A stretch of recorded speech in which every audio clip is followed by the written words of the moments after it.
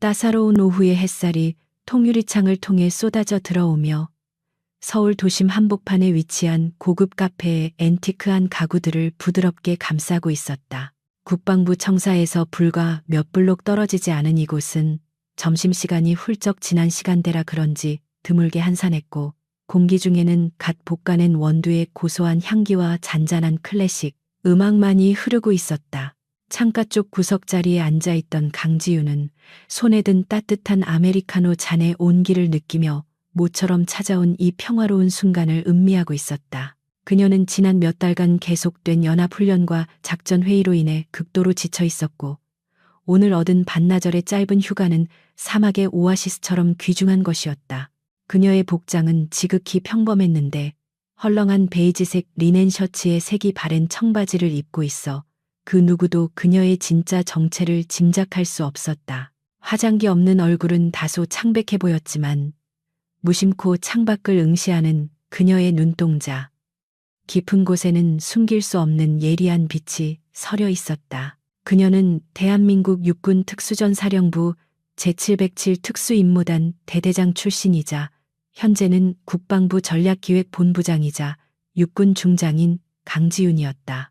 하지만 지금 이 순간만큼은 어깨를 짓누르는 무거운 계급장과 국가 안보에 대한 막중한 책임감을 잠시 내려놓고 그저 커피를 사랑하는 평범한 시민으로서의 여유를 즐기고 싶을 뿐이었다. 그러나 이 고요한 평화는 카페 문이 거칠게 열리며 들어온 한 무리의 남성들에 의해 산산이 조각나고 말았다. 고가의 이탈리아제 맞춤 정장을 입고 거만한 표정으로 앞장선 남자는 대기업의 임원이나 재벌 2세쯤 되어 보였는데, 그의 뒤를 따르는 서너 명의 수행원들은 마치 주인을 호위하는 사냥개처럼 주위를 두리번거리고 있었다. 그들의 등장과 동시에 카페 안에 차분했던 공기는 순식간에 불쾌한 소음과 긴장감으로 오염되기 시작했고, 몇몇 손님들은 눈살을 찌푸리며 그들을 쳐다보았지만 남자는 아랑곳하지 않고 큰 소리로 떠들며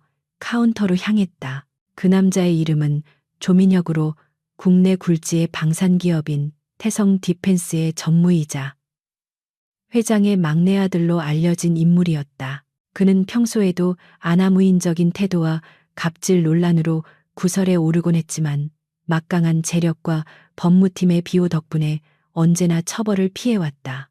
그는 오늘 국방부 관계자와의 중요한 비공식 미팅을 앞두고 있었고, 자신의 과시욕을 충족시키기 위해 이 근방에서 가장 전망이 좋고 조용한 자리를 원하고 있었다. 불행하게도 그가 눈독 들인 자리는 바로 강지윤이 앉아있는 창가 쪽 구석 자리였고, 그는 망설임 없이 그녀에게 다가갔다. 조민혁은 강지윤의 테이블 앞에 멈춰서서 그녀를 위아래로 훑어보았는데 그의 눈빛에는 명백한 경멸과 무시가 담겨 있었다. 그는 그녀의 소박한 옷차림과 테이블 위에 놓인 낡은 가죽 지갑을 보며 그녀를 시간이나 때우러 온 백수거나 기껏해야 근처 사무실의 말단 직원 정도로 판단했다.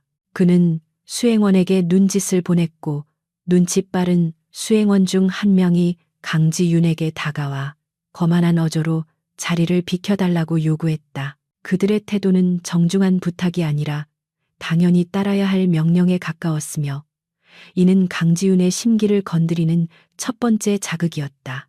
강지윤은 읽고 있던 책에서 눈을 떼지 않은 채 차분하지만 단호한 목소리로 그들의 무례한 요구를 거절했다. 그녀는 자신이 먼저 왔으며 아직 커피를 다 마시지 않았기 때문에 일어날 이유가 없음을 명확히 했다. 그녀의 목소리에는 높낮이의 변화가 거의 없었지만 수십 년간 군대에서 다져진 특유의 위엄이 배어 있어 수행원은 순간적으로 말문이 막히고 말았다.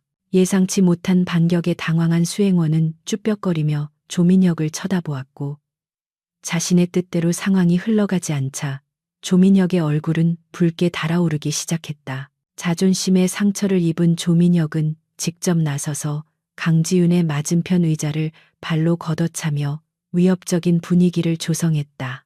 그는 지갑에서 수표 몇 장을 꺼내 테이블 위에 던지듯 올려놓으며 이 정도면 커피값은 충분히 하고도 남을 테니 당장 꺼지라고 소리쳤다. 그의 목소리는 카페 전체에 울려 퍼졌고 주변의 손님들은 겁에 질려 숨을 죽인 채 이 일촉즉발의 상황을 지켜보고 있었다. 하지만 강지윤은 눈 하나 깜짝하지 않고 그가 던진 수표를 쓰레기 보듯 바라보며 돈으로 예의를 살 수는 없는 법이라며 조용히 일갈했다. 그때 조민혁의 시선이 강지윤의 가방에 매달려 있는 작은 열쇠고리에 머물렀는데 그것은 707 특수임무단의 엠블럼인 백호가 새겨진 낡은 기념품이었다. 그는 비릿한 웃음을 흘리며 그녀가 군인 출신이거나 군대 흉내를 내는 밀리터리 마니아라고 비아냥거리기 시작했다. 그는 요즘 여자들이 군대 다녀온 척하며 유세 떠는 꼴이 우습다며 특수부대 출신이면 다냐고 그래봤자 지금은 내 앞에서 커피나 마시는 주제에 어디서 눈을 똑바로 뜨냐고 모욕적인 언사를 쏟아냈다. 강지윤의 눈매가 날카로워졌는데 그녀에게 있어 707 부대는 단순한 근무지가 아니라 청춘을 바치고 동료들의 피와 땀이 서린 성역과도 같은 곳이었다. 그녀는 조민혁의 모욕이 단순히 자신을 향한 것이 아니라 목숨 걸고 국가를 지키는 모든 군인들에 대한 모독이라고 느꼈다. 그녀가 입을 열어 엄중히 경고하려던 찰나 분노를 참지 못한 조민혁이 손에 들고 있던 뜨거운 커피잔을 그녀의 면상을 향해 힘껏 뿌려버렸다. 검은 액체가 허공을 가르며 날아가는 순간 시간은 멈춘 듯 느리게 흘러갔다. 뜨거운 커피는 강지윤의 얼굴과 하얀 리넨 셔츠 위로 쏟아졌고 짙은 갈색 얼룩이 순식간에 번져나가며 끔찍한 자국을 남겼다. 피부에 닿은 뜨거운 액체가 화끈거리는 통증을 유발했지만 강지윤은 비명 한 번 지르지 않고 그 자리에 석상처럼 굳어 있었다. 그녀는 반사적으로 상대를 제압할 수 있는 수십 가지의 살상 기술을 알고 있었지만 민간인을 상대로 무력을 사용해서는 안 된다는 군인의 철칙이 본능적인 공격성을 억누르고 있었다. 그녀의 얼굴을 타고 흐르는 커피 방울이 턱 끝에 맺혀 툭 하고 떨어지는 소리만이 정적을 깼다. 카페 안은 경악에 찬 비명과 웅성거림으로 가득 찼고 몇몇 사람들은 황급히 휴대폰을 꺼내 촬영을 시작했다. 조민혁은 자신의 행동에 만족한 듯 킬킬거려 웃으며 꼴 좋다는 표정으로 젖은 생쥐꼴이 된 강지윤을 내려다보았다. 그는 냅킨 몇 장을 그녀의 얼굴에 던지며 이게 바로 주제 파악 못한 대가라고 뇌까렸다. 그의 수행원들조차 상사의 과격한 행동에 당황한 기색이 역력했지만 감히 그를 말리지 못하고 어정쩡하게 서 있을 뿐이었다. 강지윤은 천천히 눈을 감고 깊은 숨을 들이마시며 끓어오르는 분노를 차가운 이성의 심연 속으로 가라앉혔다. 그녀의 머릿속에서는 전장 한복판에서도 평정심을 유지하도록 훈련받았던 기억들이 스쳐 지나갔고 지금 이 상황을 감정적인 싸움이 아닌 전략적인 작전으로 전환해야 한다고 판단했다. 그녀는 냅킨으로 얼굴에 묻은 커피를 대충 닦아내고는 천천히 자리에서 일어나 조민혁을 정면으로 응시했다. 그녀의 눈빛은 아까와는 비교도 안 될 만큼 싸늘하고 깊었으며 마치 먹잇감을 노리는 맹수의 그것과 같았다. 그녀의 눈빛을 마주한 조민혁은 순간 등골이 서늘해지는 기분을 느꼈지만 애써 그 느낌을 무시하며 허세를 부렸다. 그는 감히 어디서 눈을 부라리냐며 손을 들어 때리려는 시무했지만 강지윤은 미동도 하지 않았다. 오히려 그녀는 아주 낮은 목소리로 오늘 이 일을 후회하게 될 것이라는 말을 남겼는데 그 목소리는 소름 끼칠 정도로 차분해서 듣는 이의 뼛속까지 파고드는 듯했다. 그녀는 더 이상의 대꾸가 무의미함을 깨닫고 젖은 가방을 챙겨들고 조용히 몸을 돌렸다.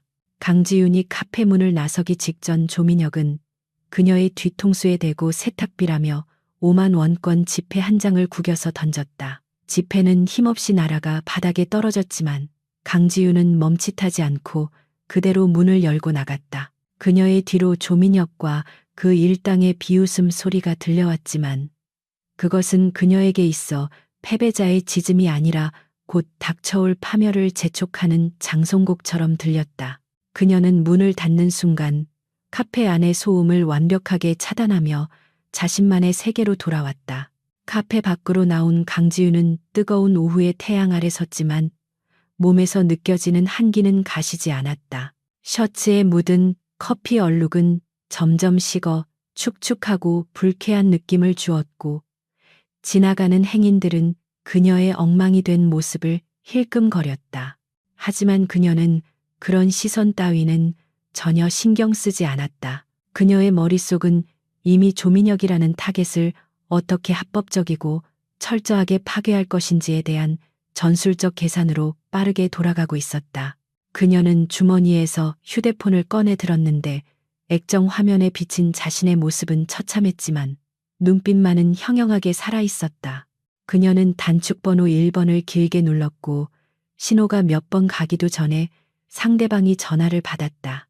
수화기 너머로 들려오는 충직한 부하의 목소리를 들으며 강지윤은 짧고 간결하게 명령을 내렸다. 차를 대기시키라는 그녀의 목소리에는 그 어떤 감정도 섞여 있지 않았지만 그것은 폭풍전야의 고요함처럼 더욱 무겁게 다가왔다. 차가 도착하기를 기다리는 동안 강지윤은 카페 유리창 너머로 여전히 히히덕거리고 있는 조민혁의 모습을 마지막으로 눈에 담았다. 그는 자신이 지금 누구를 건드렸는지 그 대가가 얼마나 혹독할지 상상조차 하지 못하고 있었다. 707 특수임무단 시절 그녀에게 실패라는 단어는 존재하지 않았으며 적을 제압하는 데 있어 자비란 없었다. 비록 전장은 바뀌었지만 군인으로서의 명예와 원칙을 지키려는 그녀의 의지는 변함이 없었다. 검은색 세단 한 대가 미끄러지듯 그녀 앞에 멈춰 섰고 운전석에서 급히 내린 정복 차림의 부관이 경례를 붙이려다 그녀의 몰골을 보고 경악하여 굳어버렸다. 강지윤은 손을 들어 그의 경례를 제지하고는 말없이 뒷좌석에 올랐다. 차문이 닫히고 에어컨의 시원한 바람이 얼굴을 스치자 비로소 그녀는 긴 숨을 토해내며 등받이에 몸을 기댔다. 이것은 끝이 아니라 시작이었고 그녀는 이 싸움에서 반드시 승리할 준비가 되어 있었다. 차량은 부드럽게 출발하여 도심의 교통 흐름 속으로 합류했고 강지윤은 창밖으로 빠르게 지나가는 풍경을 바라보며 마음을 다잡았다. 조민혁이 언급했던 중요한 비즈니스가 무엇인지 그리고 그가 믿고 있는 배경이 무엇인지 낱낱이 파헤칠 것이었다. 그녀는 젖은 셔츠 깃을 만지작거리며 이 얼룩이 지워지기 전에 놈의 오만함도 깨끗이 씻겨 나갈 것이라고 다짐했다. 호랑이의 꼬리를 밟은 대가는 상상 이상으로 잔혹할 것이라는 사실을 그는 곧 뼈저리게 깨닫게 될 것이었다. 검은색 세단의 뒷좌석은 팽팽한 긴장감으로 가득 차 있었고 공기 중에는 여전히 달콤하면서도 비릿한 커피 향이 감돌고 있었다. 운전대를 잡고 있는 박대령은 룸미러를 통해 뒷좌석에 앉아있는 상관의 모습을 힐끔거렸는데 그의 미간은 깊게 패여 있었고 손잡이를 쥔 손마디는 하얗게 질려 있었다. 그는 강지윤 중장의 오랜 부관이자 707 특수임무단 시절부터 생사고락을 함께해온 전우였기에 그녀가 당한 수모를 도저히 묵과할 수 없었다. 국가 안보의 최전선에서 헌신해온 영웅이 고작 시정잡배 같은 민간인에게 이런 모욕을 당했다는 사실은 박대령의 피를 거꾸로 솟게 만들기에 충분했다. 그는 당장이라도 차를 돌려 그 카페로 쳐들어가 그 거만한 놈의 멱살을 잡고 무릎 꿇리고 싶은 충동을 억누르느라 거친 숨을 몰아쉬고 있었다. 강지윤은 창밖으로 스쳐 지나가는 서울의 풍경을 무심한 눈으로 바라보고 있었지만 그녀의 내면에서는 차가운 폭풍이 휘몰아치고 있었다. 그녀의 젖은 셔츠는 에어컨 바람에 차갑게 식어 살깨에 달라붙었고 끈적거리는 불쾌감은 그녀의 신경을 날카롭게 자극했다. 하지만 그녀는 조금도 동요하는 기색을 보이지 않았는데 이는 수십 년간 군 생활을 통해 다져진 강철 같은 자제력 덕분이었다. 그녀는 박대령의 분노를 감지하고 있었지만 지금 감정적으로 대응하는 것은 문제 해결에 전혀 도움이 되지 않는다는 것을 누구보다 잘 알고 있었다. 그녀는 낮은 목소리로 박대령에게 국방부 청사로 직행하라고 지시했고 그 목소리에는 거역할 수 없는 위엄과 냉철함이 서려 있었다. 박대령은 입술을 깨물며 알겠습니다 라고 짧게 대답한 뒤 가속 페달을 밟았지만 속에서 끓어오르는 울분을 완전히 사귀지는 못했다.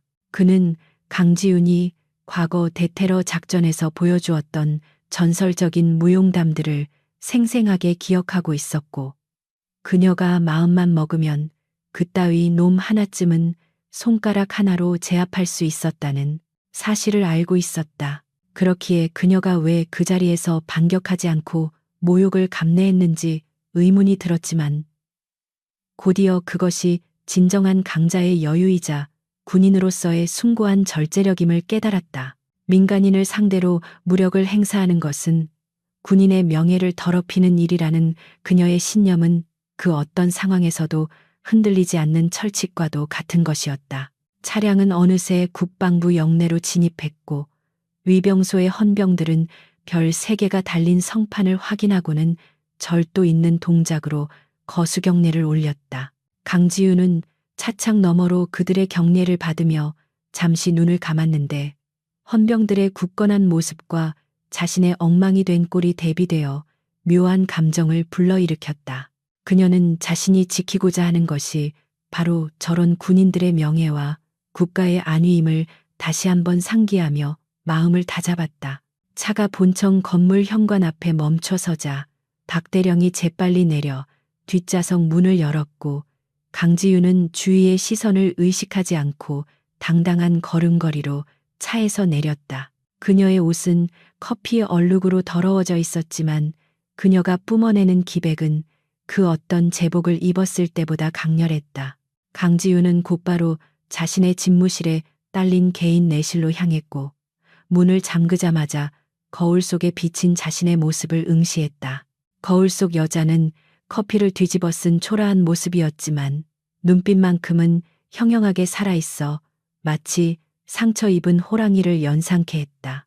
그녀는 천천히 셔츠의 단추를 풀고 젖은 옷을 벗어 던졌는데 드러난 그녀의 몸에는 훈련과 작전 중에 생긴 크고 작은 흉터들이 훈장처럼 남아 있었다.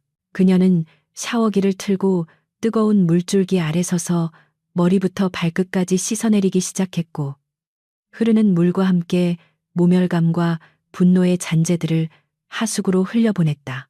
뜨거운 물이 피부를 붉게 만들 때까지 그녀는 움직이지 않고 서서 차가운 이성만을 남긴 채 감정의 찌꺼기를 깨끗이 씻어냈다. 샤워를 마치고 나온 강지윤은 옷장에 걸려있던 정복을 꺼내 들었는데 잘 다려진 제복에서는 빳빳한 날이 서 있었다. 그녀는 경건한 마음으로 셔츠를 입고 넥타이를 메었으며 재킷을 걸치고 단추를 하나하나 채워나갔다. 마지막으로 어깨에 중장 계급장을 부착하고 가슴에 707 특수임무단 휘장을 비롯한 각종 약장들을 달자 거울 속에는 더 이상 카페에서의 무력한 여자가 아닌 대한민국 육군의 고위 장성이 서 있었다. 그녀는 모자를 눌러쓰고 매무새를 점검하며 이제부터 시작될 싸움은 개인적인 복수극이 아니라 정의를 실현하기 위한 성전이 될 것임을 스스로에게 다짐했다. 집무실로 돌아온 강지윤은 인터폰을 눌러 박대령을 호출했고 잠시 후 말끔한 정복 차림의 박대령이 서류철을 들고 들어왔다. 그의 표정은 아까보다 훨씬 차분해져 있었지만 눈빛에는 여전히 비장함이 감돌고 있었다. 강지윤은 책상 뒤에 앉아 박대령에게 보고를 지시했고 박대령은 미리 조사해둔 자료들을 그녀 앞에 내려놓았다. 그는 CCTV 분석과 차량 조회 그리고 목격자들의 진술을 종합하여 카페에서 난동을 부린 남자의 신원을 정확하게 파악해냈는데 예상대로 그는 태성 디펜스의 조민혁 전무였다. 박대령의 목소리에는 그 이름에 대한 혐오감이 짙게 배어 있었다. 강지윤은 조민혁의 프로필이 담긴 서류를 한 장씩 넘기며 꼼꼼하게 읽어내려갔는데 그 내용은 화려한 스펙 뒤에 숨겨진 추악한 진실들을 담고 있었다. 유학파 출신의 젊은 나이에 임원이 된 엘리트처럼 보였지만 실상은 각종 폭행 사건과 마약 의혹, 그리고 뇌물 수수 혐의 등으로 얼룩진 문제적 인물이었다. 특히 눈에 띄는 것은 그가 최근 국방부의 차세대 보병 장비 사업 입찰에 사활을 걸고 있다는 정보였는데, 사업 규모가 수천억 원에 달하는 대형 프로젝트였다. 강지윤의 입가에 차가운 미소가 번졌는데, 놈이 카페에서 거들먹거하며 언급했던 비즈니스가 바로 이것임이 확실해지는 순간이었다. 박대령은 조민혁이 군 고위 관계자들에게 로비를 시도한 정황도 포착되었다고 덧붙이며 이번 기회에 썩은 뿌리를 뽑아야 한다고 강력하게 건의했다. 강지윤은 고개를 끄덕이며 동의했는데, 그녀가 분노한 진짜 이유는 자신에 대한 모욕 때문이 아니라 저런 부도덕한 자가 국가 안보와 직결된 방산 사업을 주도하려 한다는 사실 때문이었다. 불량한 장비가 납품될 경우 전방에서 고생하는 병사들의 목숨이 위협받을 수 있었기에 이는 단순한 비리가 아니라 일종의 반역 행위나 다름없었다. 그녀는 조민혁과 태성 디펜스를 철저하게 검증하고 비리가 발견될 경우 가차없이 처단하기로 결심했다. 강지윤은 박대령에게 태성 디펜스가 제출한 입찰 제안서와 시제품 테스트 결과를 가져오라고 지시했다. 그녀는 단순히 권력을 이용해 글을 찍어 누르는 것이 아니라 절차와 규정에 따라 그의 무능함과 부패를 만천하에 공개하여 다시는 제기하지 못하게 만들 생각이었다. 박대령은 즉시 관련 부서에 연락하여 자료를 요청했고, 강지윤은 기다리는 동안 조민혁의 행적을 더욱 깊이 파고들었다. 그녀는 정보사령부 시절의 인맥을 동원하여 조민혁의 사적인 약점과 숨겨진 계좌 내역까지 추적하기 시작했고, 거미가 먹잇감을 잡기 위해 거미줄을 치듯 치밀하게 포위망을 좁혀 나갔다. 잠시 후 도착한 기술 보고서를 검토하던 강지윤의 미간이 찌푸려졌는데, 태성 디펜스의 방탄 헬멧과 조끼에 대한 성능 평가 데이터에서 미심쩍은 부분들이 발견되었기 때문이었다.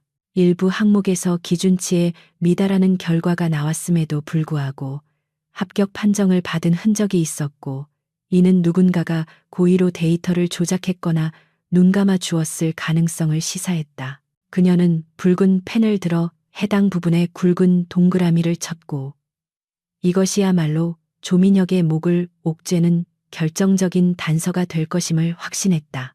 그녀는 이 사실을 묵인한 내부 조력자들까지 모조리 색출해낼 계획을 세웠다. 강지윤은 박대령을 바라보며 내일 오전 중으로 태성 디펜스에 대한 특별 불시 점검을 통보하라고 명령했다. 명분은 최종 입찰 심사를 위한 현장 실사 및 경영진 인터뷰였지만 실제 목적은 조민혁을 국방부로 불러들여 그가 저지른 죄악을 낱낱이 심판하는 것이었다. 박대령은 회심의 미소를 지으며 힘차게 경례를 붙였고, 그의 눈은 다가올 복수의 순간을 기대하며 반짝였다. 그는 상관의 명령이 떨어지자마자 신속하게 움직여 점검단을 꾸리고 관련 공문을 발송할 준비를 서둘렀다. 해가 지고 어둠이 내려앉은 집무실 창밖으로 서울의 야경이 화려하게 펼쳐졌지만, 강지윤은 여전히 책상 앞에 앉아 작전 지도를 그리듯 계획을 점검하고 있었다. 그녀는 707 부대 시절 적진 깊숙이 침투하여 목표물을 제거하던 때와 같은 고도의 집중력을 발휘하고 있었다. 이번 작전의 타겟은 테러리스트가 아니라 양복 입은 범죄자였지만 그 위험성은 결코 덜하지 않았다. 그녀는 커피 한 잔으로 시작된 이 악연을 대한민국 군대의 명예를 건 정의 구현으로 마무리 짓기 위해 자신의 모든 지략과 권한을 동원할 준비를 마쳤다. 밤이 깊어가고 있었지만 국방부 전략기획본부의 불은 꺼지지 않았고, 강지윤과 박대령 그리고 소수의 정예 요원들은 비밀리에 움직이며 다가올 결전을 준비했다. 그들은 태성 디펜스의 하청업체들과의 거래 내역, 자금 흐름, 그리고 과거의 불법 로비 기록들을 샅샅이 뒤져 조민혁을 침함할 증거들을 수집했다. 이 모든 과정은 철저한 보안 속에 진행되었기에 조민혁은 자신의 발밑이 무너져 내리고 있다는 사실을 꿈에도 모른 채 승리에 도취되어 샴페인을 터뜨리고 있을 것이었다. 새벽녘이 되어서야 강지우는 잠시 펜을 놓고 의자에 기대어 눈을 붙일 수 있었다. 그녀의 머릿속에는 내일 회의실 문을 열고 들어올 조민혁의 표정이 그려졌고 그가 자신을 알아보았을 때 보일 반응을 상상하며 옅은 미소를 지었다. 그것은 단순한 통쾌함을 넘어서 힘없는 이들을 짓밟고 올라선 오만한 자에게 가르침을 주려는 스승의 엄격함과도 같았다. 호랑이는 사냥감을 앞에 두고 서두르지 않는 법이었고 강지우는 인내심을 가지고 결정적인 순간을 기다리고 있었다. 날이 밝아오자 강지우는 자리에서 일어나 창가로 다가갔고 떠오르는 태양을 바라보며 결의를 다졌다. 오늘은 그녀가 군인으로서 그리고 한 인간으로서 자존심을 걸고 싸우는 날이었다. 그녀는 책상 위에 놓인 별 3개가 박힌 정모를 집어들고 천천히 머리에 썼다. 모자챙 아래로 드러난 그녀의 눈빛은 그 어느 때보다 강렬하고 흔들림이 없었으며 이제 사냥을 시작할 시간임을 알리고 있었다. 서울의 화려한 스카이라인이 한눈에 내려다 보이는 태성 디펜스 본사 최상층의 임원실은 성공한 사업가의 왕국과도 같았다. 최고급 이탈리아산 가죽 소파와 희귀한 예술품들로 장식된 이곳에서 조민혁 전무는 승리에 도취된 표정으로 위스키 잔을 흔들고 있었다. 투명한 얼음이 크리스털 잔에 부딪히며 내는 청명한 소리는 그의 기분을 더욱 고조시켰고 창밖으로 펼쳐진 도심의 불빛들은 마치 자신의 발 아래 엎드린 신민들처럼 느껴졌다. 그는 내일 있을 국방부와의 대규모 계약 체결을 앞두고 있었고 이 계약이 성사되면 그룹 내에서의 입지는 물론 후계자로서의 위상도 확고해질 것이었다.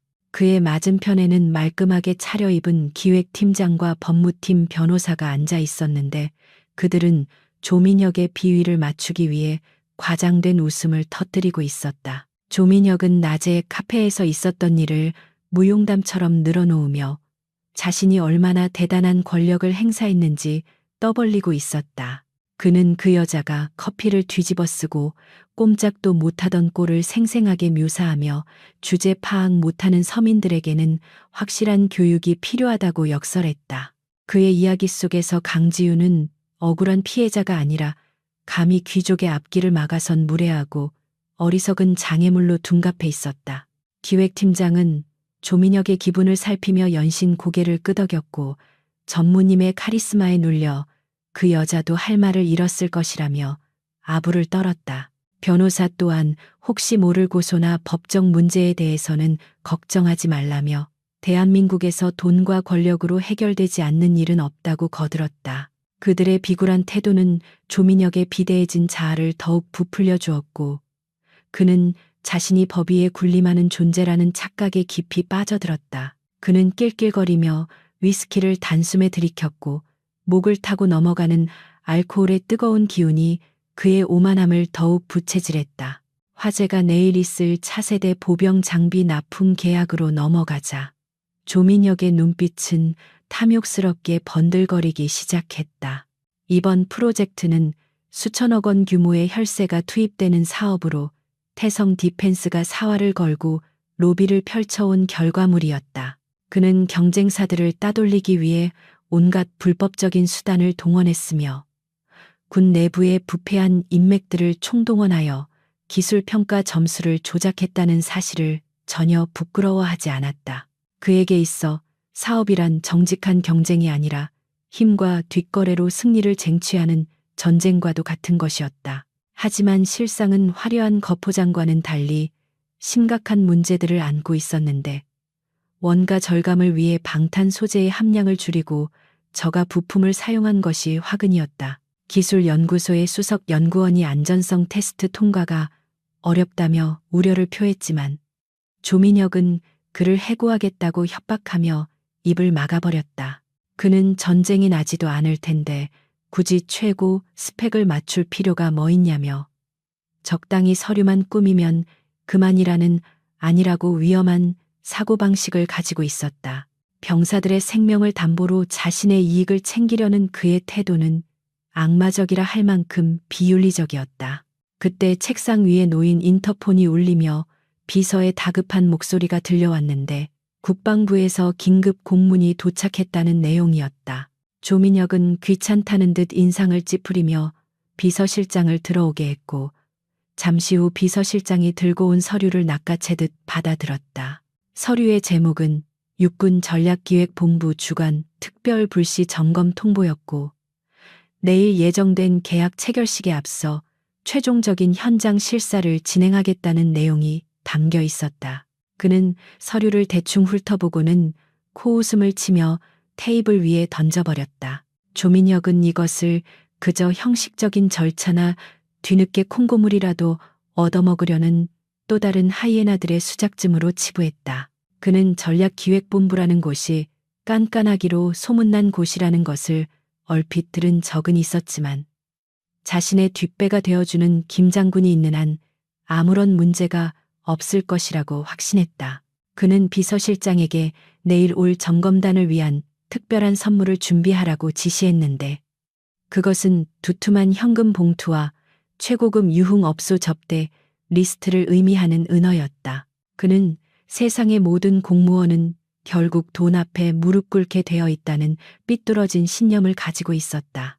하지만 비서실장의 표정은 그리 밝지 않았는데 이번 점검을 이끄는 책임자가 최근 부임한 강지윤 중장이라는 소문을 들었기 때문이었다. 그녀는 타협을 모르는 원칙주의자이자 마녀라고 불릴 정도로 냉철한 인물로 알려져 있었기에 기존의 방식이 통할지 확신할 수 없었다. 비서실장이 조심스럽게 우려를 표하자 조민혁은 버럭 화를 내며 재떨이를 집어던질 듯 위협했다. 그는 여자가 장군이 되어봤자 얼마나 대단하겠냐며 기껏해야 얼굴 마담이나 하려고 자리에 앉은 것일 텐데 겁먹을 필요 없다고 일갈했다. 조민혁은 자신의 판단이 틀릴 리 없다고 자만하며 오히려 이번 기회에 그 깐깐하다는 여장군도 자신의 편으로 만들어 보겠다는 헛된 야망을 품었다. 그는 잘생긴 자신의 외모와 재력이면 어떤 여자든 넘어오게 만들 수 있다는 근거 없는 자신감에 차 있었고 내일 만남을 일종의 유의로 생각하고 있었다. 그는 거울을 보며 넥타이를 매만지고 내일 입을 옷을 고르라며 스타일리스트를 호출하는 등 다가올 파멸의 그림자는 전혀 감지하지 못한 채 엉뚱한 준비에만 열을 올렸다. 그 시각 태성 디펜스의 생산 공장에서는 조민혁의 지시를 받은 공장장이 직원들을 닥달하며 밤샘 작업을 강요하고 있었다. 그들은 점검단에게 보여줄 시제품을 급조하고 불량률이 높은 데이터를 감추기 위해 서류를 조작하느라 정신이 없었다. 현장의 엔지니어들은 양심의 가책을 느끼면서도 목구멍이 포도청이라 어쩔 수 없이 불법적인 지시에 따르고 있었다.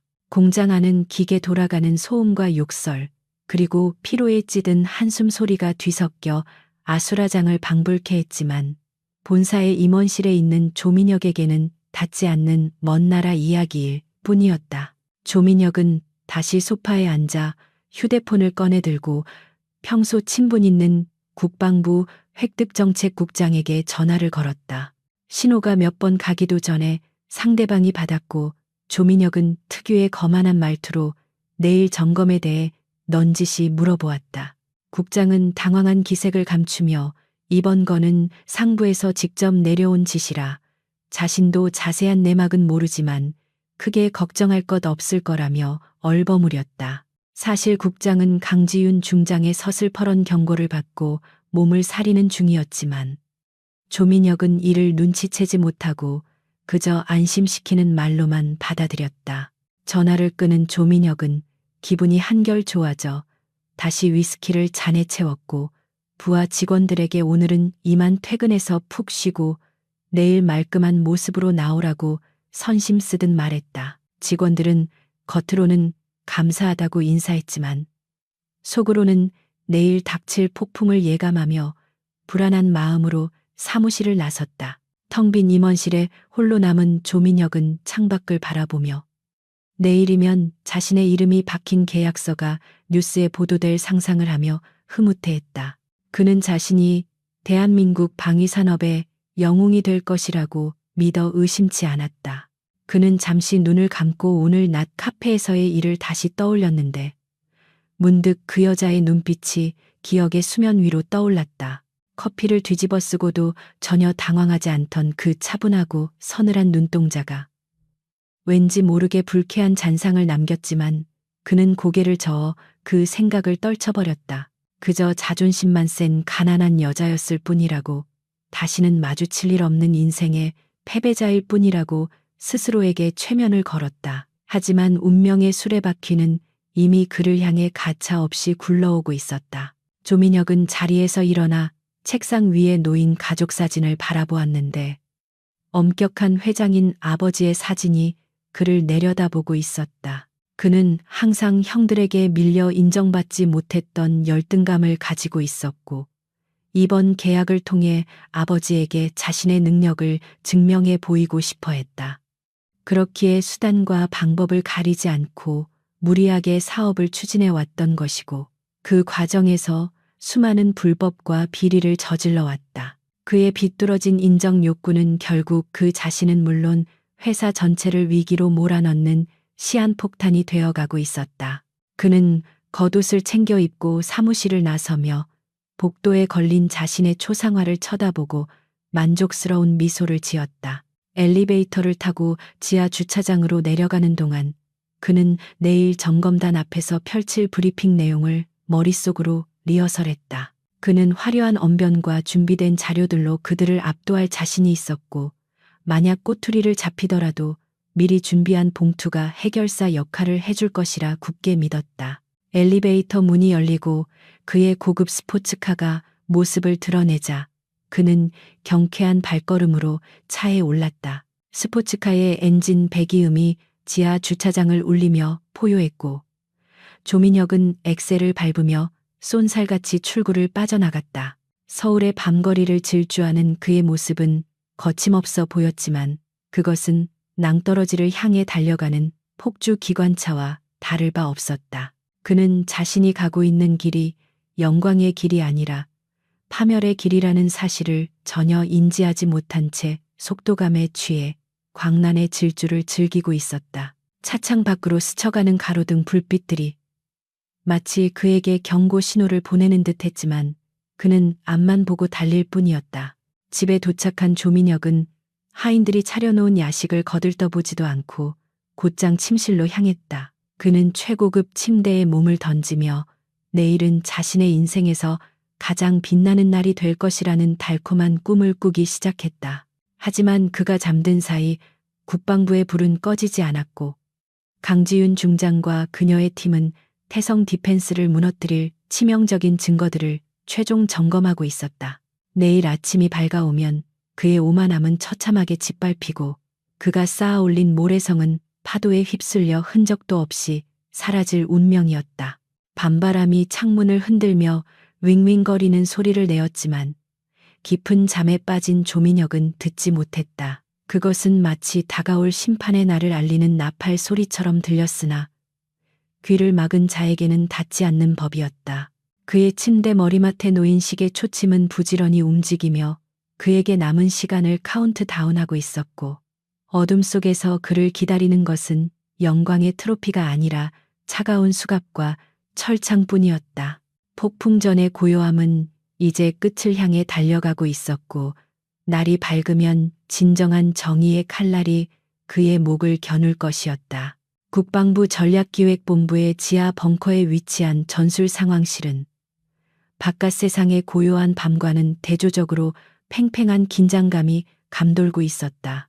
거대한 디지털 스크린에는 태성 디펜스와 관련된 수만 건의 데이터가 암호화된 코드로 흘러가고 있었고, 강지윤 중장의 직속 사이버전 대응팀 요원들은 타자기 두드리는 소리만을 내며 정보의 바다를 헤엄치고 있었다.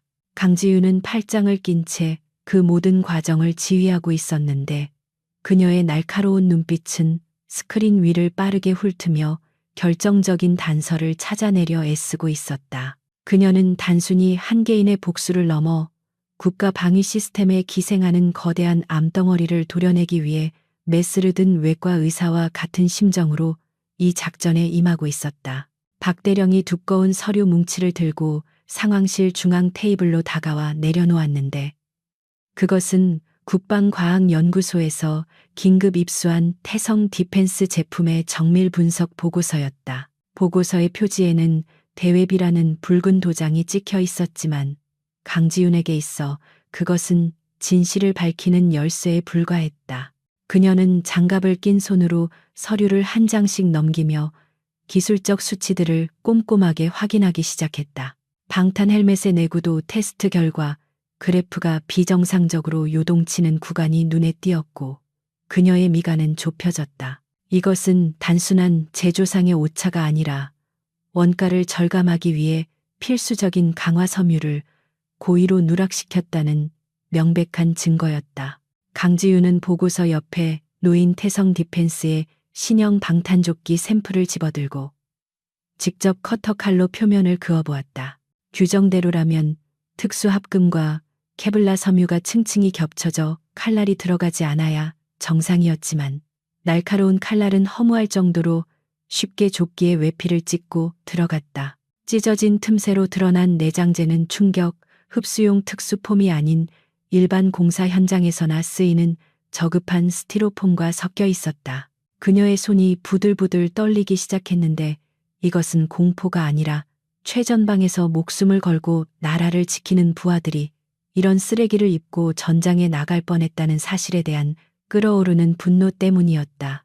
그녀의 머릿속에는 과거 707 특수임무단 시절 장비 결함으로 인해 작전 중에 목숨을 잃거나 평생 씻을 수 없는 상처를 입은 동료들의 얼굴이 주마등처럼 스쳐 지나갔다. 군인에게 있어 장비는 곧 생명이며 그것을 납품하는 방산업체는 병사들의 생명을 담보로 하는 신성한 의무를 지녀야 했다.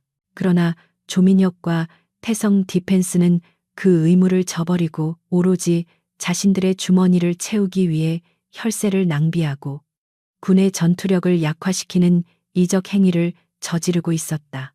강지윤은 찢어진 방탄조끼를 테이블 위에 거칠게 내려놓으며 이들이 저지른 죗값을 반드시 치르게 하겠다고 다짐했다. 정보 분석관이 새로운 사실을 보고하며 스크린에 복잡한 자금 흐름도를 띄웠는데 그것은 조민혁이 페이퍼 컴퍼니를 통해 비자금을 조성하고 로비 자금을 세탁한 경로를 보여주는 지도였다. 자금의 일부는 군수품 품질 검사를 담당하는 고위 간부들의 차명 계좌로 흘러 들어갔고 그 대가로 부적격 판정을 받아야 할 장비들이 적합 판정을 받아 통과되었음이 드러났다. 이 거미줄처럼 얽히고 설킨 부패의 사슬은 생각보다 깊고 광범위했으며 조민혁은 그 중심에서 모든 것을 조종하는 거미와도 같았다. 강지윤은 차가운 목소리로 관련된 모든 증거 데이터를 서버에 안전하게 백업하고 금융정보분석원과 협조하여 계좌를 동결할 준비를 하라고 지시했다. 이제 남은 것은 조민혁을 국방부라는 호랑이 굴로 유인하여 그가 더 이상 빠져나갈 구멍이 없음을 확인시켜주는 일이었다. 강지윤은 박대령에게 내일 있을 특별 점검을 단순한 서류 심사가 아닌 실제 장비의 성능을 테스트하는 시연의 형식으로 진행하겠다고 통보했다. 그리고 그 자리에는 반드시 태성 디펜스의 최고 경영 책임자인 조민혁 전무가 참석하여 직접 브리핑을 해야 한다는 조건을 명시했다.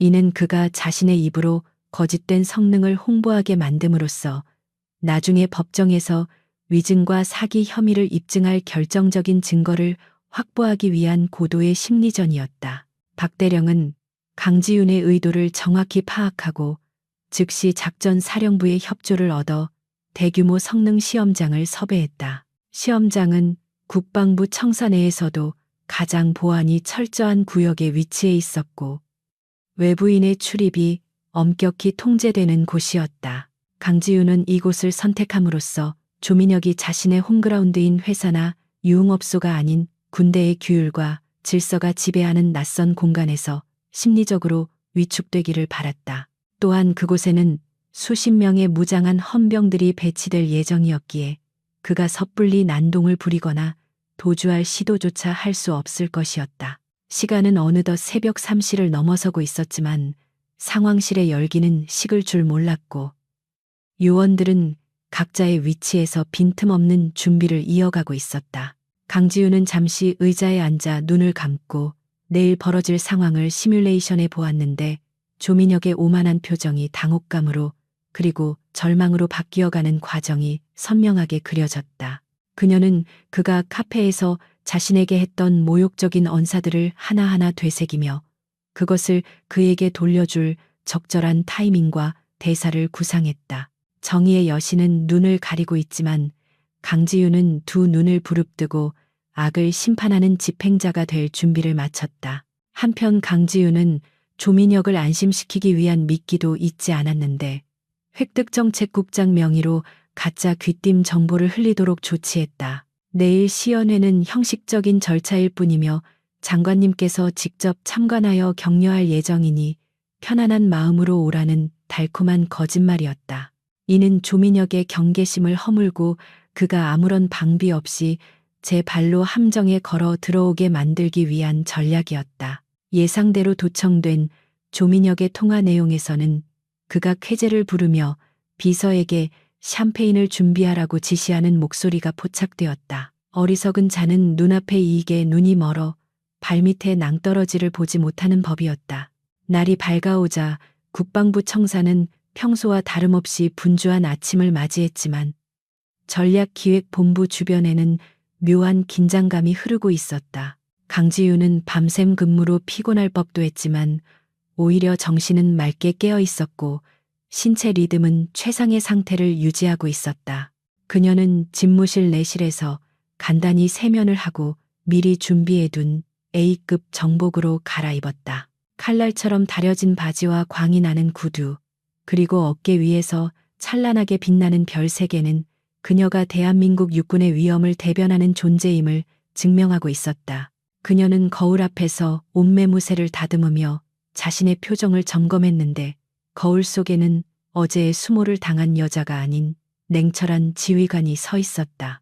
그녀는 가슴에 단 707 특수임무단 휘장을 손으로 쓸어내리며 오늘 작전은 과거의 전우들과 현재의 부하들을 위한 명예로운 전투임을 다시 한번 되새겼다. 그녀의 결연한 눈빛은 그 어떤 무기보다 강력한 힘을 발산하고 있었고 이제 곧 마주할 적을 단숨에 제압할 기백으로 충만해 있었다. 오전 9시가 되자 상황실로 보고가 들어왔는데 조민혁의 차량 행렬이 국방부 정문을 통과했다는 소식이었다. 강지우는 모니터를 통해 그들의 입장을 지켜보았는데 조민혁은 규정을 무시하고 검문소에서 창문을 내리지 않은 채 불쾌한 기색을 비치고 있었다. 헌병들이 그를 제지하려 했지만 상부의 지시를 받은 선임 장교가 그들을 통과시켰고 조민혁의 차는 굉음을 내며 영내로 진입했다. 그 오만불손한 태도는 강지윤의 예상 범위를 벗어나지 않았고 오히려 그녀의 투지에 불을 지피는 연료가 되었다. 강지윤은 박대령과 함께 회의실로 이동하기 위해 집무실을 나섰는데 복도에서 마주치는 장교들과 병사들은 그녀의 서슬퍼런 기세에 눌려 길을 터주고 경례를 붙였다. 그녀의 발걸음 소리는 규칙적이고 묵직하게 복도를 울렸으며 마치 심판의 날이 다가오고 있음을 알리는 시계추 소리처럼 들렸다.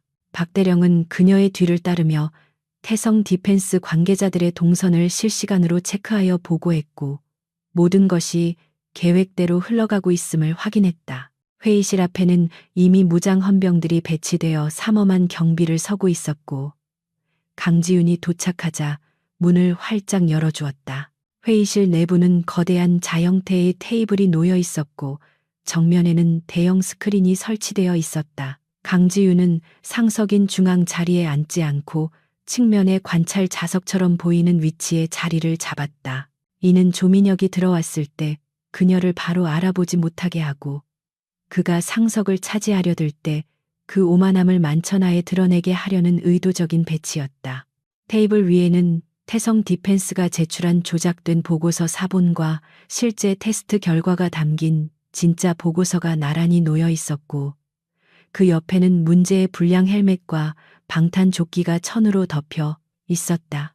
강지윤은 그 덮개를 바라보며 저 천이 벗겨지는 순간 조민혁의 가면도 함께 벗겨질 것이라고 생각했다. 그녀는 손목 시계를 확인했는데 약속 시간인 10시까지는 5분이 남아 있었다. 이 5분의 시간은 그녀에게는 짧은 찰나였지만 조민혁에게는 지옥으로 가는 마지막 카운트다운이나 다름없었다. 복도 끝에서 웅성거리는 소리와 함께 구두굽 소리가 요란하게 들려오기 시작했다. 조민혁은 수행원들을 대동하고 거들먹거리는 걸음걸이로 다가오고 있었고 큰 소리로 농담을 주고받으며 이곳을 마치 자신의 놀이터처럼 여기는 듯했다. 그는 지나가는 여군 장교를 보며 품평을 하거나 벽에 걸린 부대 마크를 보며 촌스럽다고 비웃는 등 예의라고는 눈 씻고 찾아볼 수 없는 행동을 서슴지 않았다. 그의 목소리가 가까워질수록 회의실 안의 공기는 더욱 차갑게 가라앉았다. 강지윤은 의자를 돌려 창밖을 바라보는 자세를 취하며 그가 들어오는 순간 자신의 얼굴을 보지 못하도록 했다. 그녀는 심호흡을 한 번 하고 차분하게 마음을 가라앉혔다. 이제 무대는 완벽하게 세팅되었고 주인공인 악당이 입장할 차례였다. 문 밖에서 수행원의 안내 멘트가 들리고 마침내 육중한 회의실 문이 열리는 소리가 들렸다. 끼익 하는 금속성 마찰음은 마치 단두대의 칼날이 올라가는 소리처럼 섬뜩하게 들렸다. 어서 오십시오. 조민혁 전무님, 기다리고 있었습니다. 박대령이 정중하지만 뼈 있는 목소리로 그를 맞이했다. 조민혁은 회의실을 둘러보며 실망한 듯한 표정을 지었는데 장관이나 고위 장성들이 도열해 있을 것이라 기대했기 때문이었다. 그는 박대령을 쳐다보지도 않은 채 뭐야, 높으신 분들은 아직 안 오셨나? 내가 너무 일찍 왔나 보네. 라며 가장 크고 화려해 보이는 중앙 상석을 향해 거침없이 걸어갔다. 그는 자리에 털썩 주저앉아 다리를 꼬고 테이블 위에 놓인 명패들을 훑어보았다. 그리고는 천으로 덮인 물건들을 손가락으로 가리키며 저건 또 뭐요? 서프라이즈 선물이라도 되나? 라고 비아냥거렸다. 그의 경박한 태도에 박대령과 배석한 장교들의 얼굴이 굳어졌지만 조민혁은 그 분위기를 전혀 파악하지 못한 채 자신의 비서에게 물을 가져오라고 손짓했다. 그는 자신이 지금 밟고 있는 곳이 지뢰밭 한가운데라는 사실을 꿈에도 모른 채 스스로 파멸의 버튼을 누를 준비를 하고 있었다. 강지윤은 여전히 등을 돌린 채 그 모든 상황을 청각으로 감지하고 있었다. 조민혁의 거만한 목소리, 의자가 끌리는 소리, 물잔을 내려놓는 소리 하나하나가 그녀의 뇌리에 박혔다. 그녀는 천천히 아주 천천히 의자를 돌릴 타이밍을 재고 있었다. 호랑이가 숨을 죽이고 사냥감이 가장 방심한 순간을 노리듯 그녀는 조민혁이 자신의 권력에 가장 취해 있는 그 정점의 순간에 그를 나락으로 떨어뜨릴 계획이었다. 회의실 안의 정적은 폭풍이 몰아치기 직전의 고요함과 같았다. 조민혁은 지루한 듯 손가락으로 테이블을 톡톡 두드리기 시작했고 그 불규칙한 리듬은 마치 그의 불안한 미래를 예고하는 듯했다. 이제 모든 준비는 끝났다. 강지윤은 입가에 차가운 미소를 머금으며 의자의 회전 레버에 손을 올렸다. 하늘의 그물은 넓고 성기지만 결코 놓치는 법이 없다는 옛말이 현실이 되는 순간이 다가오고 있었다. 회의실 안에는 숨 막힐 듯한 침묵과 조민혁이 손가락으로 책상을 두드리는 소음만이 공존하고 있었다. 그는 손목에 찬 최고급 크로노그래프 시계를 노골적으로 들여다보며 짜증 섞인 한숨을 내쉬었다.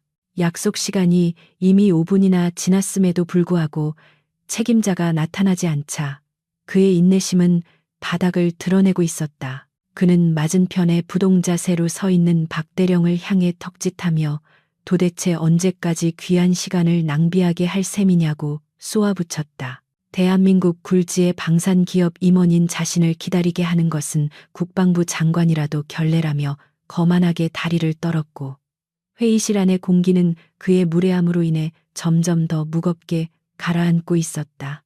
그는 주위에 배석한 영관급 장교들을 투명인간 취급하며 자신의 비서에게 큰 소리로 물을 가져오라고 고함쳤다. 그는 오늘 자신이 이곳에 온 것은 형식적인 절차일 뿐이며 이미 윗선과 이야기가 다 끝난 사안이라고 믿고 있었다.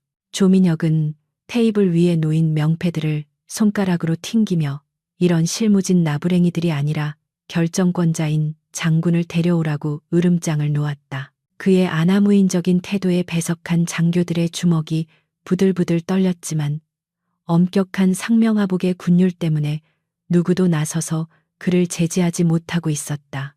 바로 그 순간 창가를 향해 돌아앉아 있던 중앙 상석의 의자가 천천히 회전하며 묵직한 마찰음을 냈다.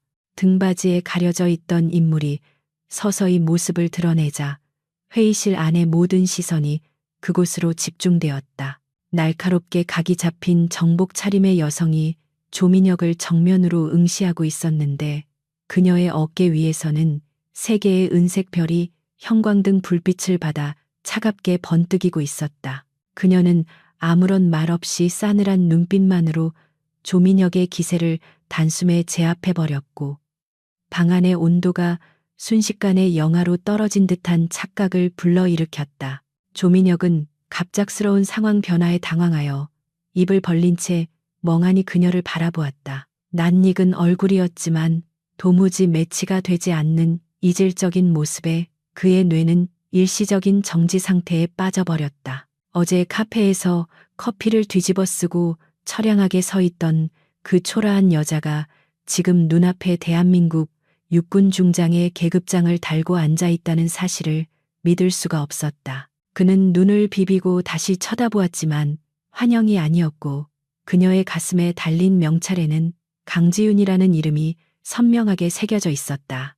강지윤은 천천히 자리에서 일어나 테이블을 짚고 상체를 숙이며 조민혁과의 거리를 좁혔다. 그녀는 나직하고 위험 있는 목소리로 어제 카페에서의 커피 맛은 아주 인상적이었다고 운을 떼었다. 그녀의 입술 끝에 매달린 서늘한 미소는 조민혁의 등골을 오싹하게 만들기에 충분했고 그는 반사적으로 뒷걸음질 치려다 의자에 걸려 주춤거렸다. 그녀는 세탁비라며 던져준 5만 원권 지폐를 품에서 꺼내 테이블 위에 소리나게 올려놓으며 이런 푼돈으로 군인의 명예를 살 수 있다고 생각했느냐고 준엄하게 꾸짖었다. 조민혁의 얼굴은 불그락 푸르락해지며 극심한 혼란에 휩싸였고 식은땀이 관자놀이를 타고 흘러내렸다. 그는 억지로 입꼬리를 올리며 뭔가 착오가 있는 것 같다며 어색한 웃음을 지어 보였지만 목소리는 심하게 떨리고 있었다. 그는 속으로 이것이 몰래카메라이거나 그녀가 쌍둥이일 것이라고 부정해 보려 했지만 압도적인 포스는 그녀가 어제의 그 여자임이 틀림없음을 증명하고 있었다. 그는 자신이 건드린 상대가 단순한 민간인이 아니라 국방부의 핵심 권력자라는 사실을 깨닫고 다리가 후들거리는 공포를 느꼈다. 강지윤은 더 이상의 사담은 필요 없다는 듯 단호하게 손을 들어 그의 변명을 차단했다. 그녀는 박대령에게 눈짓을 보냈고 박대령은 즉시 회의실의 조명을 낮추고 프레젠테이션 화면을 띄웠다. 스크린에는 태성 디펜스가 납품하려던 장비들의 결함 데이터와 시험 성적서, 조작 증거들이 적나라하게 펼쳐졌다. 강지윤은 지휘봉을 들어 화면의 붉은 그래프들을 가리키며 이것이 당신이 말한 완벽한 품질의 실체냐고 추궁했고 그녀의 목소리는 법정의 판결문처럼 엄중하게 울려 퍼졌다. 궁지에 몰린 조민혁은 본능적인 방어 기제로 거만한 태도를 되찾으려 애쓰며 책상을 쾅치고 일어났다. 그는 감히 누구한테 훈계하느냐며 자신의 아버지가 누구인지 아느냐고 고래고래 소리를 질렀다. 그는 국방부 장관과도 형님 동생하는 사이라며 지금 당장 전화를 걸어 당신의 옷을 벗기겠다고 협박했다. 그러나 그의 이러한 발악은 오히려 자신의 무덤을 파는 꼴이었고 배석한 장교들은 썩은 동아줄을 잡고 발버둥치는 그를 보며 차가운 조소를 보낼 뿐이었다. 강지윤은 눈 하나 깜짝하지 않고 자신의 개인 휴대폰을 꺼내 테이블 위로 미끄러뜨리며 원한다면 지금 당장 장관님께 연결해 주겠다고 응수했다. 그녀의 당당한 태도에 조민혁은 흠칫하며 멈칫거렸고 허공에 든 손이 갈 곳을 잃고 부들부들 떨렸다. 사실 그는 장관과 개인적인 친분이 전혀 없었고 그저 아버지의 후광을 이용해 허세를 부려왔을 뿐이었다. 강지윤은 그가 전화를 걸지 못할 것을 이미 간파하고 있었으며 그의 얄팍한 거짓말이 탄로 나는 순간을 즐기듯 팔짱을 끼고 지켜보았다. 강지윤은 테이블 한쪽에 덮여 있던 천을 걷어내며 문제의 방탄조끼와 헬멧을 조민혁의 눈앞에 들이밀었다. 그녀는 이 장비들이 규격 미달의 불량품임을 증명하기 위해 현장에서 직접 성능 테스트를 진행하겠다고 선언했다. 헌병 한 명이 9.9mm 권총을 들고 앞으로 나왔고 조민혁의 얼굴은 사색이 되어 하얗게 질려버렸다. 그는 설마 여기서 실탄을 쏘려는 거냐며 기겁을 했지만 강지윤은 병사들의 목숨이 달린 문제를 장난으로 취급하지 말라며 차갑게 일갈했다. 강지윤은 헌병에게서 권총을 건네받아 능숙한 동작으로 탄창을 확인하고 슬라이드를 당겨 장전했다. 철컥하는 금소금이 적막한 회의실을 갈랐고 조민혁은 공포에 질려 의자 뒤로 숨으려 했다. 탕하는 굉음과 함께 총구가 불을 뿜었고 총알은 방탄조끼의 정중앙을 정확하게 관통하여 뒤쪽의 벽에 박혔다. 뚫린 조끼 구멍 사이로 싸구려 내장재가 흩날리는 모습을 보며 조민혁은 다리에 힘이 풀려 그 자리에 주저앉고 말았다. 완벽한 방탄 성능을 자랑한다던 그의 호언장담이 산산조각 나는 순간이었다. 화약 냄새가 진동하는 회의실에서 강지윤은 연기가 피어오르는 총구를 내려놓으며 조민혁을 내려다보았다. 그녀는 만약 이 조끼를 입고 전장에 나간 병사가 있었다면 그는 지금쯤 싸늘한 주검이 되어 있었을 것이라고 분노를 억누르며 말했다. 그녀는 이것은 단순한 납품 비리가 아니라 살인 미수와 다름없는 중범죄라고 규정했다. 바닥에 주저앉은 조민혁은 더 이상 대기업 전무의 위세는 찾아볼 수 없었고 겁에 질린 어린아이처럼 떨고 있을 뿐이었다. 강지윤은 책상 위에 인터폰을 눌러 헌병대장을 호출했고 문이 열리며 완전 무장한 헌병들이 들이닥쳤다. 그녀는 조민혁과 그 일당을 군사기밀보호법 위반 및 사기 뇌물 공여 혐의로 즉각 체포하라고 명령했다. 조민혁은 끌려가지 않으려고 발버둥을 쳤지만 건장한 헌병들의 완력을 당해낼 수는 없었다. 그는 비명을 지르며 변호사를 부르라고 소리쳤지만 그의 목소리는 허공에 메아리칠 뿐 아무런 힘도 발휘하지 못했다. 끌려나가는 조민혁을 뒤로하고 강지윤은 다시 자리에 앉아 흐트러진 서류들을 정리했다. 그녀의 표정은 폭풍이 지나간 뒤의 바다처럼 고요했지만 그 속에는 깊은 슬픔과 안도감이 교차하고 있었다. 그녀는 이번 사건을 계기로 방산비리의 뿌리를 완전히 뽑아내겠다고 다짐하며 창밖의 하늘을 올려다보았다. 정의는 때로는 더디게 오지만 반드시 온다는 믿음이 그녀를 지탱하고 있었다. 이제 남은 것은 그가 법의 심판대 위에서 철저하게 파멸하는 과정을 지켜보는 일뿐이었다.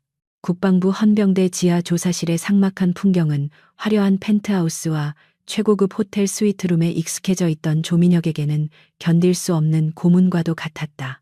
사방이 회색 콘크리트 벽으로 둘러싸인 좁은 공간에는 낡은 철제 책상과 의자 2개만이 덩그러니 놓여 있었고 천장에 매달린 형광등은 간헐적으로 깜빡이며 불안감을 조성하고 있었다.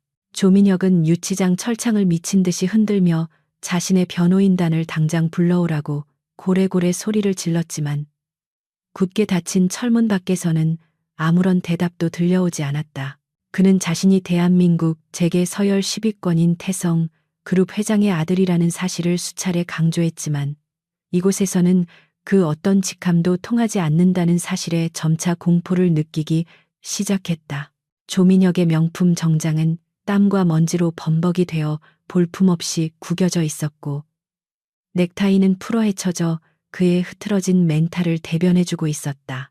그는 불과 몇 시간 전까지만 해도 자신만만하게 국방부 회의실을 걸어 들어갔던 기억을 떠올리며 도대체 어디서부터 일이 잘못된 것인지 곱씹어 보았다.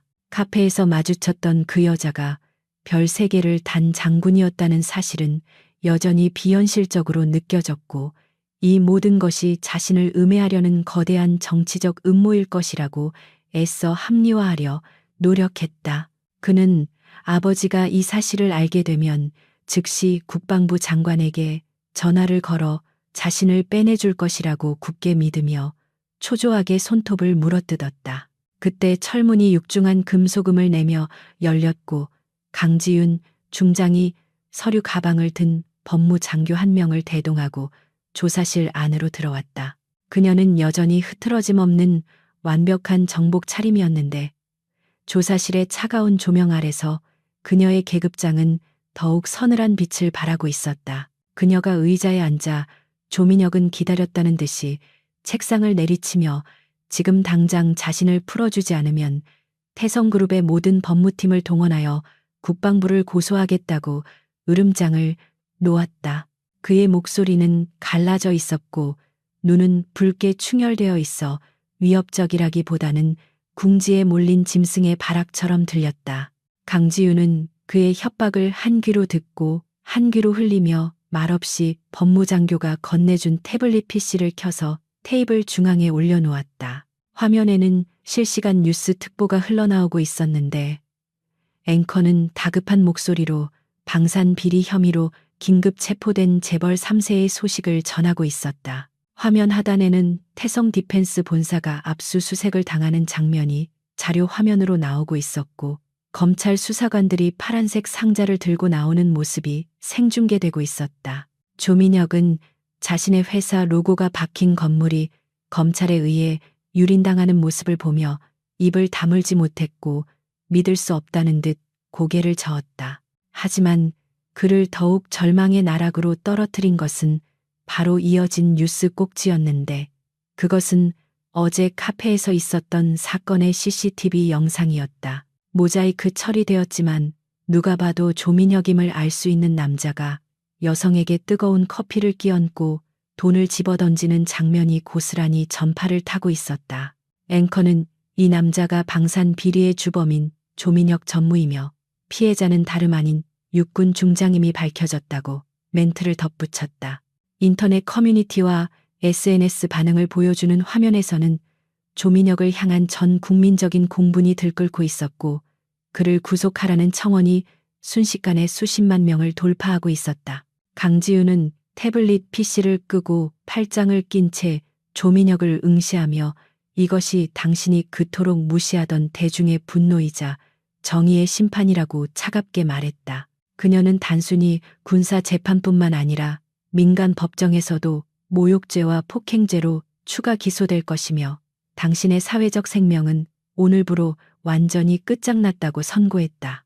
조민혁은 얼굴이 하얗게 질려 부들부들 떨면서도 마지막 희망의 끈을 놓지 않고 아버지에게 전화하게 해달라고 애원했다. 그는 아버지가 이 상황을 수습해줄 유일한 구원자라고 믿고 있었고 그룹 차원에서 언론을 막아줄 것이라고 착각하고 있었다. 강지윤은 측은하다는 눈빛으로 그를 바라보다가 법무장교에게 눈짓하여 그에게 전화기를 건네주도록 허락했다. 조민혁은 떨리는 손으로 아버지의 직통 번호를 눌렀고 신호가 가는 동안 제발 받아달라고 속으로 간절히 기도했다. 몇 번의 신호 끝에 수화기 너머로 아버지의 차가운 목소리가 들려왔지만 그것은 그가 기대했던 따뜻한 위로가 아니었다. 태성그룹 회장은 짧고 단호하게 너는 더 이상 내 아들이 아니며 그룹의 이미지를 실추시킨 죄를 물어 파면 조치했으니 죗값을 달게 받으라고 통보했다. 전화는 매정하게 끊어졌고 뚜뚜거리는 기계음만이 조사실의 정막을 채우고 있었는데 조민혁은 전화기를 놓친 채 망연자실한 표정으로 허공을 응시했다. 가족에게마저 버림받았다는 충격은 그가 가지고 있던 마지막 자존심과 버팀목을 산산이 조각내 버렸다. 그는 바닥에 주저앉아 어린아이처럼 울음을 터뜨렸는데 그것은 자신의 죄에 대한 참회가 아니라 앞으로 닥쳐올 감옥 생활과 추락한 신분에 대한 두려움 때문이었다. 천하를 호령할 듯 오만했던 재벌 3세의 위세는 온데간데 없고 그 자리에는 초라하고 나약한 범죄자 한 명만이 남아있을 뿐이었다. 강지윤은 바닥에서 울고 있는 조민혁을 내려다보며 혀를 찾는데 권력의 비호를 받지 못하는 그는 이토록 하찮은 존재에 불과했다. 그녀는 몸을 굽혀 그의 눈을 똑바로 바라보며 당신이 흘린 커피 한 잔이 당신의 인생을 망친 것이 아니라 당신의 썩어빠진 인성이 자초한 결과라고 일갈했다. 그녀는 당신이 만든 불량 장비 때문에 목숨을 잃을 뻔했던 병사들의 공포를 평생 기억하며 감옥에서 속죄하라고 충고했다. 그녀의 목소리는 낮지만 힘이 있었고 조민혁의 가슴에 비수처럼 꽂혀 들어갔다. 조민혁에 대한 조사가 마무리되자 강지윤은 조사실을 나섰는데 복도에서는 박대령이 밝은 표정으로 그녀를 기다리고 있었다. 박대령은 조민혁의 진술을 토대로 그와 결탁했던 국방부 내 부패 장군들과 획득 관련 공무원들을 줄줄이 체포하고 있다고 보고했다. 그동안 태성 디펜스로부터 뇌물을 받고 불량 장비를 눈감아 주었던 비리 카르텔이 일망타진되고 있다는 소식은 강지윤에게 있어 그 어떤 훈장보다 값진 승리의 전리품이었다. 그녀는 박대령의 어깨를 두드리며 모두가 고생했다고 격려했고 박대령은 존경심을 담아 거수경례를 올렸다. 그 시각 국방부 브리핑룸에서는 대변인이 이번 사건에 대한 공식 성명을 발표하고 있었는데 수많은 기자들이 몰려들어 열띤 취재 경쟁을 벌이고 있었다. 대변인은 군이 방산 비리에 대해 무관용 원칙으로 대응했으며 성역 없는 수사를 통해 관련자 전원을 엄벌할 것이라고 강조했다. 특히 이번 수사를 진두지휘한 강지윤 중장의 활약상이 언론을 통해 집중 조명되면서 그녀는 하루아침에 국민 영웅으로 떠오르게 되었다. 커피 사건의 피해자에서 정의의 사도로 변신한 그녀의 드라마틱한 이야기는 국민들에게 통쾌한 카타르시스를 선사했다. 인터넷 여론은 태성그룹 불매 운동으로 확산되었고 태성 디펜스의 주가는 하한가를 기록하며 곤두박질 치고 있었다. 시민들은 강지윤 중장을 참군인이라고 칭송하며 그녀를 응원하는 댓글 릴레이를 펼쳤고 SNS에는 백호 부대 마크와 커피잔을 합성한 패러디물들이 쏟아져 나왔다. 반면 조민혁은 갑질과 비리의 아이콘으로 전락하여 온갖 조롱과 비난의 대상이 되었고 그의 과거 악행들까지 네티즌 수사대에 의해 낱낱이 파헤쳐졌다. 세상은 그를 철저하게 매장시켰고 그는 다시는 재기할 수 없을 만큼 완벽하게 파멸했다. 강지윤은 집무실로 돌아와 창밖을 바라보며 잠시 생각에 잠겼는데 소란스러운 바깥 세상과는 달리 그녀의 마음은 평온했다. 그녀는 자신이 원했던 것은 대중의 인기나 명성이 아니라 군인으로서의 본분을 다하고 정의를 바로 세우는 것이었음을 다시 한번 되새겼다. 그녀는 책상 위에 놓인 커피잔을 바라보며 씁쓸한 미소를 지었는데 그 한 잔의 커피가 불러온 엄청난 나비 효과에 대해 묘한 감정을 느꼈다.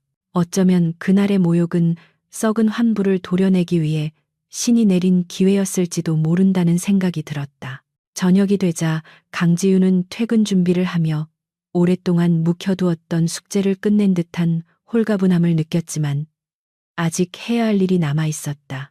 그녀는 이번 사건으로 인해 상처받았을 부하들과 국민들에게 군에 대한 신뢰를 다시 심어주어야 한다는 무거운 책임감을 느꼈다. 비리는 척결되었지만 무너진 시스템을 복구하고 상처를 치유하는 과정은 이제부터가 시작이었다. 그녀는 옷걸이에 걸린 정모를 다시 쓰고 거울을 보며 내일은 또 다른 전투가 기다리고 있음을 직감했다. 박대령이 들어와 퇴근 차량이 준비되었음을 알리자 강지윤은 고개를 끄덕이며 집무실을 나섰다. 복도를 걸어가는 그녀의 발걸음은 여전히 힘찼고 마주치는 병사들의 눈빛에는 전보다 더 깊은 존경심이 담겨 있었다. 청사 밖에는 늦은 시간임에도 불구하고 그녀를 취재하려는 기자들이 진을 치고 있었지만 그녀는 인터뷰를 정중히 거절하고 차에 올랐다. 그녀는 말보다는 행동으로 보여주는 것이 군인의 길이라 믿었기에 화려한 스포트라이트 뒤로 조용히 물러나는 것을 택했다. 차 안에서 강지윤은 피곤한 눈을 감고 잠시 휴식을 취했는데 머릿속에서는 앞으로 추진해야 할 국방개혁 과제들이 꼬리에 꼬리를 물고 떠올랐다. 태성 디펜스 사건은 빙산의 일각일 뿐이며 군 내부에는 여전히 개선해야 할 문제들이 산적해 있었다. 하지만 그녀는 두려워하지 않았는데 이번 승리를 통해 얻은 자신감과 국민들의 지지가 그녀에게 큰 힘이 되어주고 있었기 때문이었다. 그녀는 칠흑 같은 어둠 속에서도 길을 잃지 않는 북극성처럼 자신의 신념을 따라 묵묵히 나아갈 것이었다. 차가 한강 다리를 건널 때쯤 강지윤은 차창을 조금 열고 시원한 밤바람을 맞으며 깊은 숨을 들이마셨다. 강물에 비친 도시의 불빛들이 아름답게 일렁이고 있었고 그녀는 이 평화로운 풍경을 지키기 위해 자신이 존재한다는 사실에 감사했다. 조민혁과 같은 이들이 아무리 세상을 어지럽혀도 묵묵히 자신의 자리를 지키는 사람들이 있는 한 세상은 여전히 살만하다는 희망을 품었다. 그녀는 내일 아침에는 가장 맛있는 원두를 골라 직접 커피를 내려 마셔야겠다고 생각하며 옅은 미소를 지었다. 계절이 바뀌어 거리의 가로수들이 어느새 울긋불긋한 단풍으로 옷을 갈아입기 시작했고 사람들의 옷차림도 한층 두꺼워져 가을의 정취가 물씬 풍기는 오후였다. 조민혁 전무의 구속과 태성 디펜스의 몰락을 가져온 이른바 커피 게이트 사건은 대한민국 사회를 강타한 거대한 태풍이었지만 시간이 흐르면서 점차 사람들의 뇌리에서 잊히고 있었다. 언론은 또 다른 자극적인 뉴스를 찾아 떠났고 대중들은 다시 일상으로 돌아가 각자의 삶을 살아가고 있었지만 그 사건이 남긴 교훈만큼은 사람들의 마음속에 깊이 각인되어 있었다. 강지윤 중장은 국방부 청사 집무실에서 창밖을 내려다보며 폭풍이 휩쓸고 지나간 뒤 찾아온 이 고요한 평화를 만끽하고 있었다. 그녀는 책상 위에 쌓여있던 결제 서류들을 모두 처리하고 잠시 의자에 기대어 눈을 감았는데 문득 몇 주 전 자신에게 굴욕을 안겨주었던 그 카페가 떠올랐다. 사건 이후 한 번도 그곳을 찾지 않았지만 그녀는 트라우마를 피하기보다는 정면으로 마주하고 매듭을 짓는 것이 군인다운 태도라고 생각했다. 그녀는 비서에게 잠시 외출을 다녀오겠다고 말하고는 별도의 수행원 없이 홀로 지갑과 휴대폰만 챙겨들고 사무실을 나섰다. 쌀쌀한 가을 바람이 옷깃을 파고들었지만 그녀는 그 서늘한 감촉이 오히려 머리를 맑게 해주는 것 같아 기분이 나쁘지 않았다. 카페에 도착하자 입구에 걸린 은은한 종소리가 딸랑이며 그녀를 맞이했고 실내는 여전히 커피 향과 잔잔한 재즈 선율로 가득 차 있었다. 하지만 그녀가 문을 열고 들어서는 순간 카운터에 서 있던 직원들의 눈이 휘둥그레지며 긴장감이 감돌기 시작했다. 그들은 뉴스에서 수없이 보았던 국민 영웅이자 참군인인 강지윤이 다시 자신들의 가게를 찾았다는 사실에 놀라움을 감추지 못했다. 개 중에는 지난번 사건 당시 현장에 있었던 아르바이트생도 있었는데 그는 혹시나 강지윤이 그때의 방관에 대해 책임을 물으러 온 것은 아닌지 겁먹은 표정으로 움츠러들었다. 강지윤은 직원들의 긴장한 기색을 눈치채고 부드러운 미소를 지어 보이며 그들을 안심시키듯 천천히 카운터로 다가갔다. 그녀는 지난번과 똑같이 따뜻한 아메리카노 한 잔을 주문했는데 그녀의 목소리는 지휘관의 엄격함이 아닌 이웃집 언니 같은 다정함이 묻어나 있었다. 점장은 떨리는 손으로 주문을 받으며 지난번 불미스러운 일에 대해 제대로 대처하지 못하고 손님을 지켜드리지 못해 정말 죄송하다고 고개를 숙였다.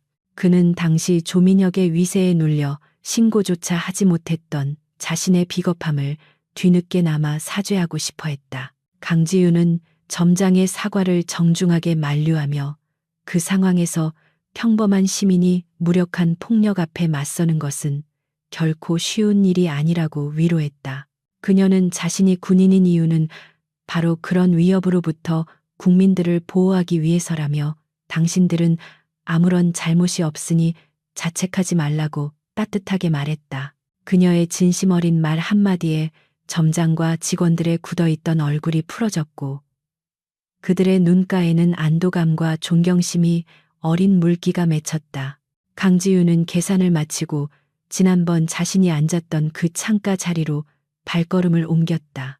그녀는 창가 자리에 앉아 통유리 너머로 바쁘게 지나가는 사람들을 바라보았는데 이 평범한 일상이 얼마나 소중하고 지키기 어려운 것인지 새삼 깨달았다. 지난번에는 이곳에서 모욕과 수치를 당했지만 지금은 승리자로서 그리고 정의를 수호한 군인으로서 당당하게 앉아 있었다. 그녀는 의자 등받이를 쓰다듬으며 조민혁이라는 인물이 가졌던 그릇된 권력과 오만함을 반면교사로 삼아야겠다고 다짐했다. 힘은 과시하기 위해 존재하는 것이 아니라 약한 자를 돕고 올바른 가치를 지키기 위해 사용될 때 비로소 그 진정한 가치를 발휘하는 법이었다. 잠시 후 점장이 직접 쟁반을 들고 다가와 커피를 내려놓았는데 커피잔 옆에는 서비스라며 갓 구운 쿠키 2조각이 예쁘게 담겨 있었다. 점장은 이것은 저희들의 작은 성이라며 나라를 위해 애써주시는 장군님께 드리는 감사의 표시라고 수줍게 말했다. 강지윤은 뜻밖의 선물에 환하게 웃으며 고맙다고 인사했고 점장은 부끄러운 듯 목례를 하고는 총총걸음으로 돌아갔다. 그녀는 김이 모락모락 피어오르는 커피잔을 두 손으로 감싸 쥐고 그 따스한 온기가 손바닥을 통해 전해져 오는 것을 느꼈다. 커피를 한 모금 들이키자 쌉싸름하면서도 고소한 풍미가 입안 가득 퍼졌고 지난번에는 미처 느끼지 못했던 깊은 맛이 혀끝을 자극했다. 그때는 커피가 굴욕의 도구였지만 지금은 승리의 축배이자 휴식의 동반자가 되어 그녀의 지친 심신을 위로해주고 있었다. 그녀는 쿠키를 한 입 베어 물며 달콤한 맛이 쓴 커피와 어우러지는 조화를 음미했다. 인생도 이와 같아서 고통과 시련이라는 쓴맛을 겪고 나면 성취와 보람이라는 단맛이 더욱 크게 느껴지는 법이라는 생각이 들었다. 강지윤의 시선은 창밖의 거리 풍경에 머물렀는데 교복을 입고 깔깔거리며 지나가는 학생들과 유모차를 밀고 가는 젊은 부부의 모습이 평화로워 보였다. 그녀는 자신이 지키고 있는 것이 단순히 영토나 주권뿐만 아니라 저들의 평범한 행복과 웃음이라는 사실에 가슴 한구석이 벅차올랐다. 707 특수임무단 시절 험한 훈련과 목숨을 건 작전들을 수행하면서도 버틸 수 있었던 원동력은 바로 내 가족, 내 이웃이 안전하게 살 수 있는 나라를 만들겠다는 사명감이었다. 그녀는 다시 태어난다 해도 군인의 길을 걸을 것이라고 스스로에게 되뇌었다. 그때 카페 밖에서 젊은 청년 2명이 강지윤을 알아보고 유리창 너머로 쭈뼛거리며 인사를 건넸다. 그들은 예비군 마크가 달린 모자를 쓰고 있었는데 강지윤을 향해 어설프지만 진심이 담긴 거수경례를 올렸다. 강지윤은 쑥스러운 듯 미소를 지으며 가볍게 목례로 답해주었고 청년들은 마치 연예인을 본 듯 환호하며 즐거워했다. 그녀는 자신이 대중에게 어떤 존재로 인식되고 있는지 실감하며 앞으로 더욱 책임감 있는 자세로 복무해야겠다는 무거운 의무감을 느꼈다. 별 3개가 주는 무게는 결코 가벼운 것이 아니었다.